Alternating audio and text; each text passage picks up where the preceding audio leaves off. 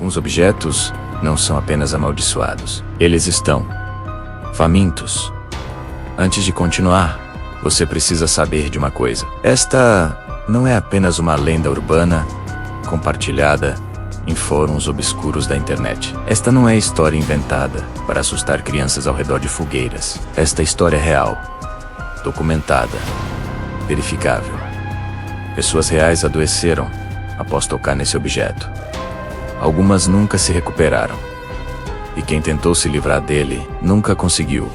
De verdade. Se você é sensível a conteúdo perturbador, se está sozinho agora, ou se acredita que certas coisas não devem ser invocadas mesmo em pensamento, talvez este vídeo não seja para você. Mas se você ficar bem, você foi avisado. Tudo começa com uma caixa de vinho antiga, aparentemente comum, feita de madeira escura, pesada demais para o tamanho que tem, sem ornamentos elaborados, sem símbolos religiosos visíveis, nenhuma inscrição externa, nenhuma marca de fabricante, apenas madeira velha, gasta pelo tempo, manchada por algo que ninguém consegue identificar completamente. Mas quem chega perto dela sente algo imediatamente. Algo errado. Um cheiro metálico no ar, como sangue velho ou ferro oxidado. Um frio súbito que não vem de lugar nenhum, que não responde a mudanças de temperatura ambiente. E a sensação clara, primitiva, inegável, de estar sendo observado. Não de longe, de dentro da caixa. Quando você finalmente a abre, e muitos abriram, ignorando todos os avisos, encontra apenas objetos aparentemente comuns, quase banais. 2 moedas antigas, gastas, de origem incerta. Um castiçal de ferro pequeno, corroído, pesado. Um botão preto, queimado nas bordas. Um pequeno cacho de cabelo humano, amarrado com linha vermelha. Uma rosa seca, completamente negra, que não se desfaz mesmo quando tocada. E um pedaço de papel amarelado, dobrado várias vezes, com uma única frase escrita à mão, em hebraico antigo: nunca abra. Mas se está dentro da caixa, a advertência chegou tarde demais, não é? A história documentada da The Book Box começa em Portland, Oregon, início dos anos 2000. Mas suas verdadeiras origens remontam décadas antes, atravessando oceanos e horrores inimagináveis. A caixa pertencia a uma sobrevivente do Holocausto, uma mulher judia de origem polonesa, que havia passado por Auschwitz e vivido para contar, ou melhor, para nunca contar completamente. Ela trouxe a caixa consigo quando imigrou para os Estados Unidos após a guerra. E segundo relatos de sua família, ela nunca, em nenhuma circunstância, permitia que alguém se aproximasse dela. A caixa ficava trancada em seu quarto. Ninguém podia tocá-la. Ninguém podia perguntar sobre ela. E se alguém tentasse se aproximar, a velha senhora tinha reações violentas, desproporcionais. Gritava à noite. Falava sozinha em idiomas que a família não reconhecia. Não polonês, não hebraico. Algo mais antigo, gutural, errado. E repetia sempre a mesma frase em inglês quebrado: ele quer sair. Ele quer sair. Ele quer sair. Vizinhos relatavam ouvir vozes vindas de seu apartamento quando ela estava comprovadamente sozinha. 2 vozes. Uma feminina idosa, outra grave, masculina, ameaçadora. Sempre discutindo, sempre brigando, como se ela estivesse em constante negociação com algo invisível. Quando finalmente morreu, aos 103 anos, foi em hospital, e suas últimas horas foram perturbadoras. Enfermeiras relataram que ela ficou agitada repentinamente, gritando em pânico, olhando fixamente para o canto do quarto, onde não havia nada. Suas últimas palavras, ditas em inglês, perfeitamente claro pela primeira vez em anos: não deixem ele me seguir, por favor. Ele não podemos sair. E então, silêncio. Ela morreu com olhos arregalados, fixos em algo que ninguém mais podia ver. Os monitores cardíacos de outros pacientes no andar falharam simultaneamente no momento exato de sua morte. As luzes piscaram, e todas as enfermeiras presentes juraram sentir algo passar por elas, menos algo frio, rápido, faminto, menos como se estivesse correndo em direção à saída. Ou talvez, em direção a algo que ela havia deixado para trás. A família. Sem saber o que fazer com os pertences da avó, e não compreendendo sua obsessão com aquela caixa antiga, decidiu vender tudo em leilão de garagem. A de Book Box foi vendida por $20. O comprador era Kevin Mans, dono de loja de antiguidades. Homem saudável, cético, sem crenças em sobrenatural. Ele comprou a caixa porque era bonita, antiga, poderia ter valor para colecionadores. Quando mencionou a neta da falecida que havia comprado a caixa de vinho, a mulher empalideceu instantaneamente. Minha avó disse para nunca abrir aquela caixa. Nunca. Disse que algo muito ruim estava dentro. Disse que é um book. Kevin riu. Perguntou se poderia devolver. A mulher recuou, mãos tremendo. Não traga de volta. Por favor, nunca traga de volta. Aqui, faça o que quiser com ela. Apenas não abra. Kevin pegou a caixa, colocou no carro e dirigiu para casa. Naquela noite, curioso e completamente incrédulo sobre avisos supersticiosos de velhinhas mortas, ele abriu a caixa e tudo mudou. O que Kevin Mans encontrou dentro da caixa e o que encontrou ele depois que abriu.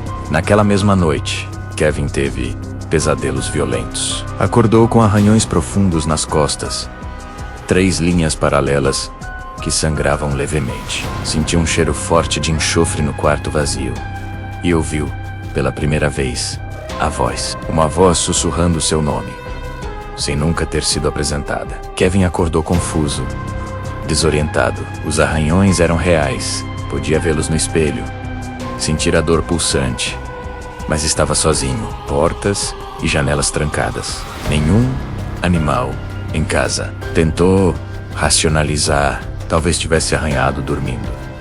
Talvez as unhas estivessem compridas. Mas quando olhou, suas unhas estavam curtas, limpas, e os arranhões vinham de cima para baixo, em ângulo impossível para ele mesmo ter feito. Foi trabalhar, levando a caixa para a loja. Pretendia limpá-la, examiná-la melhor à luz do dia. Mas quando chegou sua assistente, jovem saudável, nunca teve problemas de saúde. Teve colapso súbito perto da caixa. Desmaiou. Quando acordou, estava chorando incontrolavelmente, dizendo que teve visão terrível. Uma velha sem olhos observando-a, sorrindo com boca cheia de dentes demais.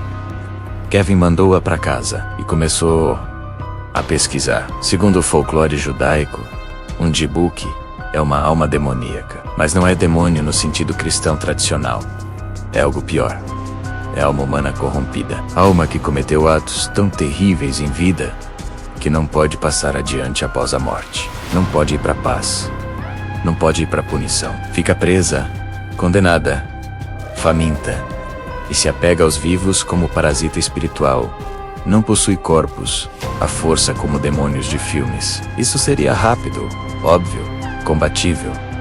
O book é mais sutil, mais paciente, mais cruel. Começa com sonhos, pesadelos vívidos, sempre com mesma figura, mesma voz. Depois pensamentos, ideias que não são suas, impulsos que não compreende. Depois emo, ex, raiva sem causa, tristeza profunda sem origem, medo constante sem razão. Até que a vítima não sabe mais onde termina ela e onde o book começa.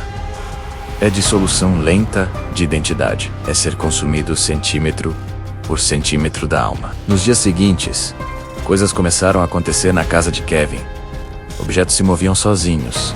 Pequenos itens no início. Chaves que mudavam de lugar. Copos que caíam de mesas estáveis.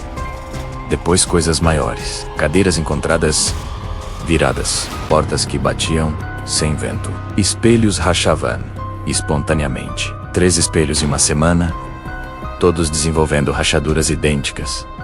Linhas que formavam algo parecido com o rosto distorcido. Seu cachorro, animal dócil que sempre o seguia, recusava entrar em qualquer cômodo onde a caixa estivesse. Rosnava, recuava, urinava de medo. Eventualmente fugiu de casa e nunca voltou. Pessoas que visitavam sentiam náusea ao chegar perto da caixa.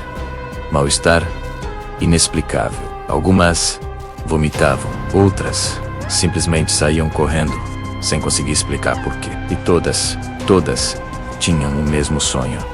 Uma velha sem olhos, parada no canto do quarto, vestindo roupas rasgadas e sujas, sorrindo com boca larga demais. E sempre havia algo atrás delas.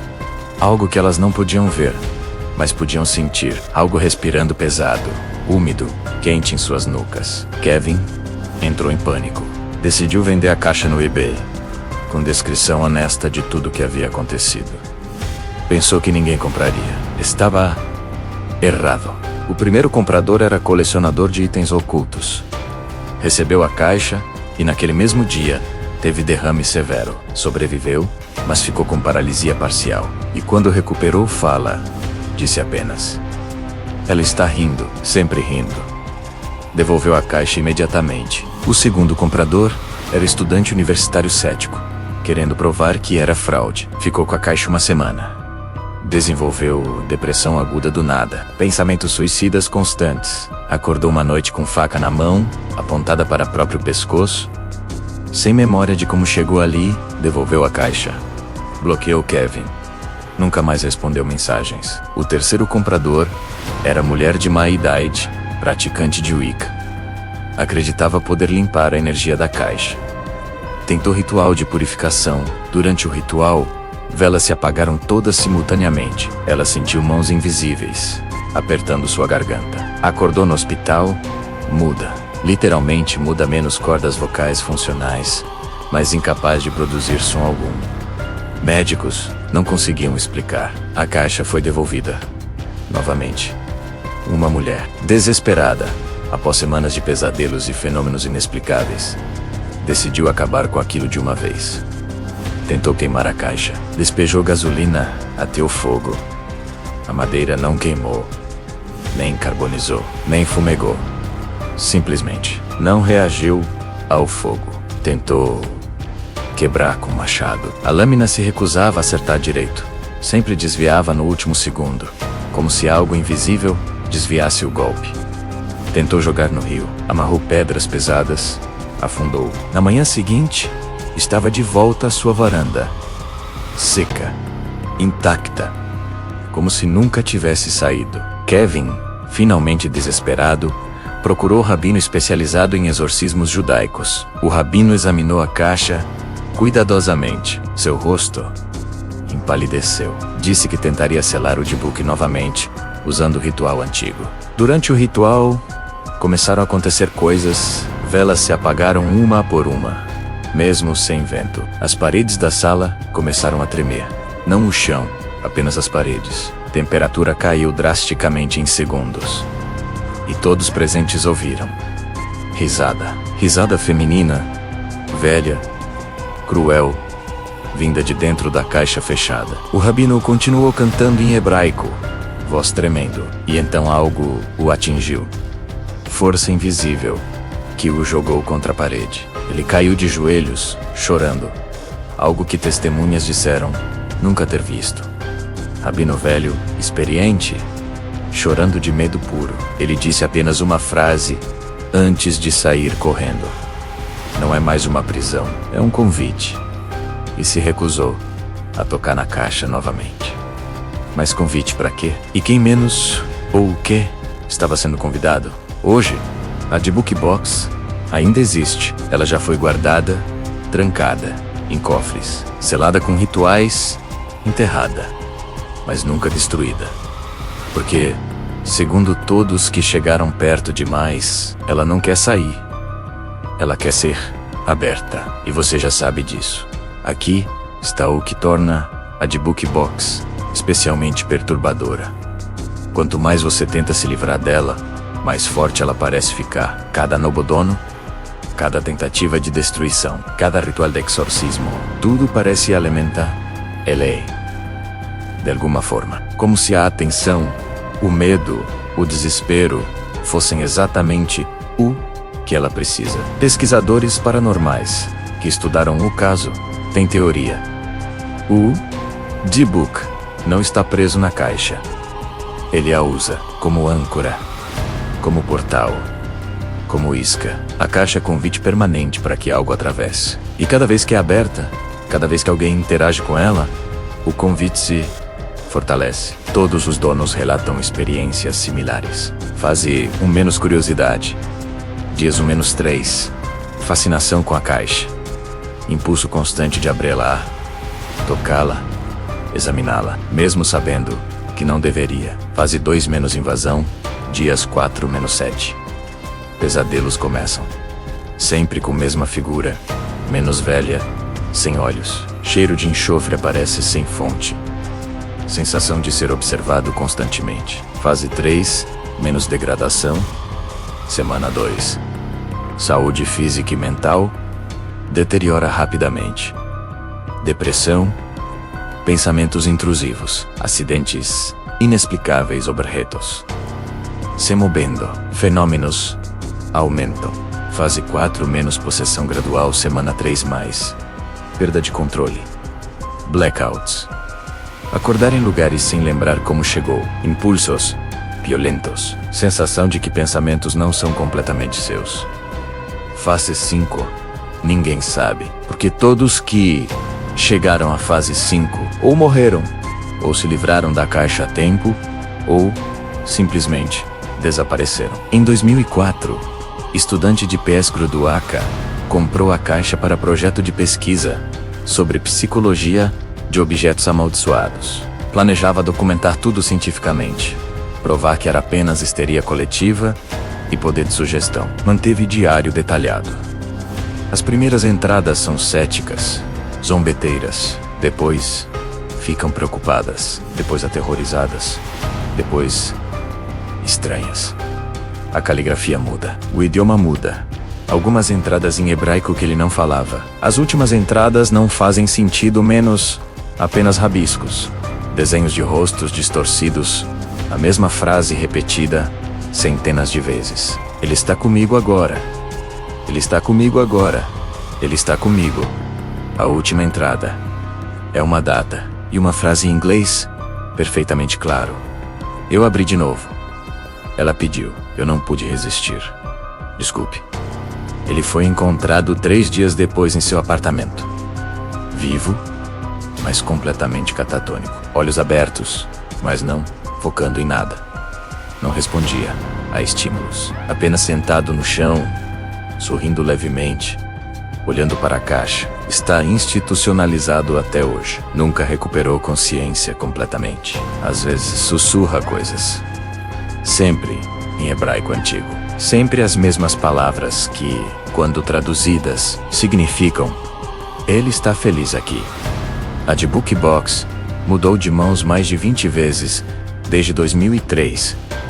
Cada dono tentou se livrar dela. Cada um experimentou fenômenos. Cada um saiu marcado permanentemente. E aqui está o que é verdadeiramente aterrorizante.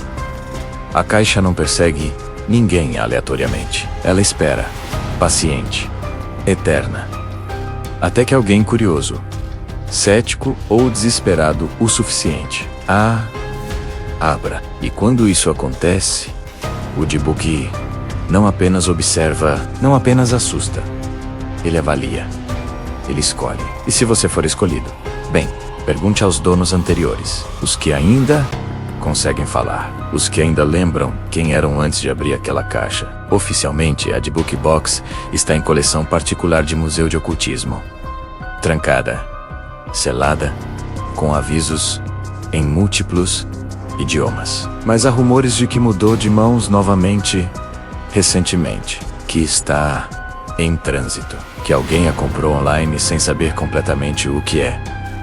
E talvez, neste exato momento, em algum lugar do mundo, alguém esteja olhando para a caixa de madeira antiga, pesada, demais, cheirando levemente a metal e frio, e pensando, será que é real?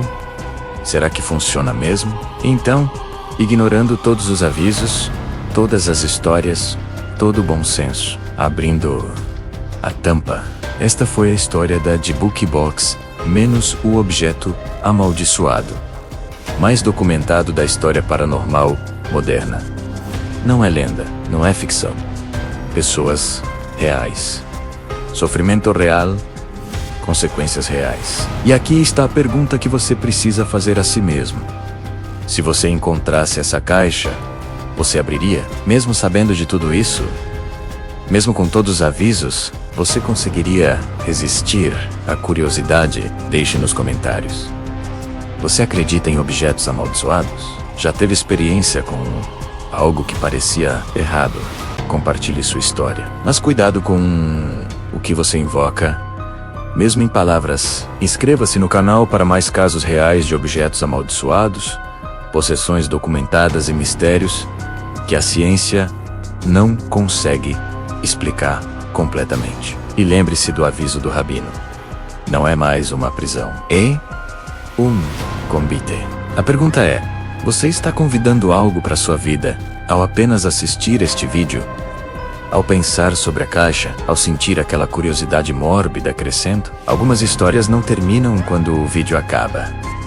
Elas continuam quando você apaga a luz. Boa sorte dormindo hoje. E se você sentir cheiro de enxofre sem razão aparente, bem, talvez seja melhor manter as luzes acesas. Até o próximo mistério. Se você ainda estiver são o suficiente para assisti-lo. PS. Se você realmente acredita ter entrado em contato com algo após assistir este vídeo, procure ajuda espiritual de sua tradição religiosa imediatamente. Este aviso não é brincadeira.